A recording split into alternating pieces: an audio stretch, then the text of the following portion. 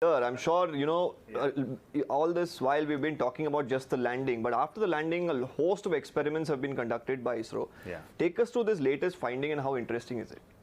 No, there are many in the pipeline to come out in the reputed journals and newspapers. Yesterday's finding on the lunar surface evaluation by the spectral characterization of the materials on the surface gave a different finding, and it talked about the origin of the moon, where from the material on the surface came, and that linking has been very, very significant. It's a new finding because It's called the ocean of magma, if I'm not mistaken. Is it something like that, or what does it exactly signify? For viewers, of course, who probably do not understand scientifically, what does it mean? Magma refers to more of a volcanic nature or the molten material nature of the surface of the creation of the materials on the surface.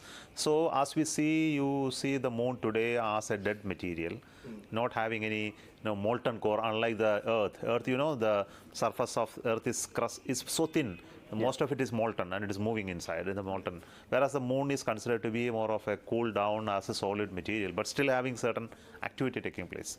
But this suggests, the evaluation suggests that this material could have been ejected out of such a process where once it was molten and then over a period of time it cooled down to create this. Instead of assuming that the nature of creation was from a aggregation of materials that moon got created. India is the first country to get this sort of got sort of such an idea because we were able to do measurements at multiple locations. Possibly this was never done before. That's very interesting. And talking about Chandrayaan 3, we should also talk about the future of Chandrayaan as well.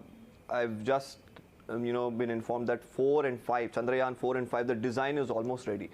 So what's the plan for 4 and 5? Foremost is you must continue to go to moon. See, the one mission that we did on landing is only the beginning.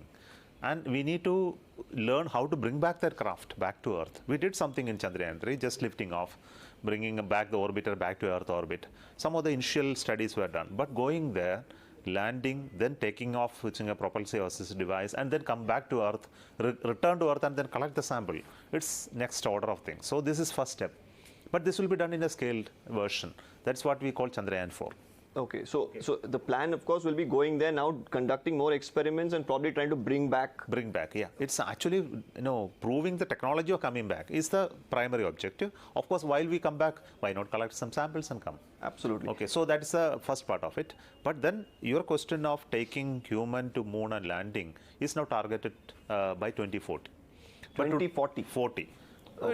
It's a pretty long time in the scale of the work that we need to do, but it's not that much of time really, we have to understand, because we have so much of capability yet to be developed. The first and foremost, the human spaceflight capability on Gaganyaan is yet to happen. So we have to first send the human to space, bring them back safely, take them again and again, build up a space station, then send human beings for experiments for long duration stay, develop a higher capacity rocket to take human beings up to moon, because the current rockets are not capable of doing it. It's just hardly 4 tons. If you have to send human beings to moon, you need to lift 100 tons. Yeah. So we need to develop rockets of that caliber. We need to develop a space station to operate on a continuous basis. We need to create a ground infrastructure to operate such infrastructure over long periods of time. So the capacity development has to happen in an calibrated manner over a period of time. But the vision is there. Of course, the vision is there, but we need to work on it, invest on it for a long period of time. Absolutely, and I'm sure with people who have the vision like you do, and to take it forward, that day is not far away, and probably a deadline that you set, we could even see it happening much earlier. We must target 2040 is definitely a date within the 100th year of our independence. That's why we set 2040. So I am hopeful that we will be able to do that. So talking about man on the moon, but like you said, Gaganyaan is the next plan. So where is that, if you could give us the latest update on Gaganyaan at this point in time? We believe very soon there's going to be an unmanned spacecraft that's going to go and do a trial run of sorts, which the manned aircraft is going to do. Tell us about the timeline and where the stage right now is. See, of course, in the Gaganyaan program, we have been little slow in the past. I must admit that the technology development program was going on. The first of the thrust was on the rocket side, because rocket need to be much more reliable. We call it human rating. So a lot of tests happened on the stages of the LVM3 to convert it to human rated, and the entire process is now completed. The rocket in the final stage of flight has now been realized and brought to Sriharikota launch complex. So it is there now. Now, second element is the crew module, where the crew has to enter. But this development is taking time, because the technology to make such a piece of engineering to do it in India is not there. So this is completely being done indigenously. We originally thought that we can do it outside.